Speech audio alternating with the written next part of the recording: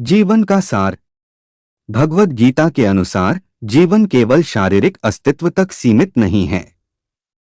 यह आत्मा का एक अस्थायी निवास है जो एक अद्वितीय और अनंत सत्य का हिस्सा है।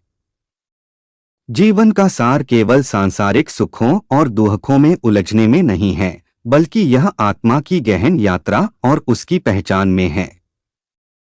भगवान कृष्ण ने अर्जुन को समझाया कि आत्मा अमर है जबकि शरीर नाशवान है। आत्मा को न कोई मार सकता है, न कोई उसे जल सकता है, न कोई उसे काट सकता है और न ही कोई उसे सुखा सकता है। यह शाश्वत, अजरमर और अविनाशी है। जीवन का उद्देश्य केवल सांसारिक कार्यों में उलझना नहीं है, बल्कि अपने आत्मस्वरूप की पहचान करना और परमात्मा से अपनी एकात्मता को महसूस करना है। जब व्यक्ति यह समझ लेता है कि उसका असली स्वरूप शरीर नहीं बल्कि आत्मा है, तो वह जीवन को एक नई दृष्टि से देखने लगता है। वह सांसारिक माया और भौतिक पदार्थों में उलझने के बजाय आत्मिक ज्ञान की प्राप्ति में अपना समय और ऊर्जा लगाता है। गीता में भगवान कृष्ण ने कहा है कि जीवन का सार कर्मयोग में है। कर्मयोग का अर्थ है बिना किसी फल की इच्छा के अपने कर्तव्यों का पालन करना।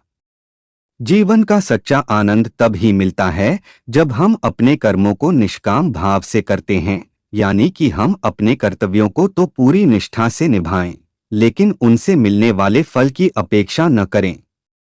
जब व्यक्ति इस सत्य को समझ लेता है तो वह जीवन में आने वाले हर प्रकार के सुख, लाभ-हानि, जय पराजय में संभाव बनाए रख सकता है। गीता यह भी सिखाती है कि जीवन का वास्तविक सार भगवान की भक्ति में है।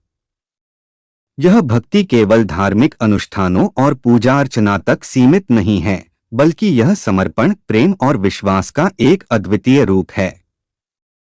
जब व्यक्ति अपने जीवन को भगवान के प्रति समर्पित कर देता है तो वह जीवन के सभी द्वंद्वों से मुक्त हो जाता है। उसे समझ में आ जाता है कि यह संसार माया का एक खेल है और इस खेल में उसे केवल एक साक्षी भाव से जीना है।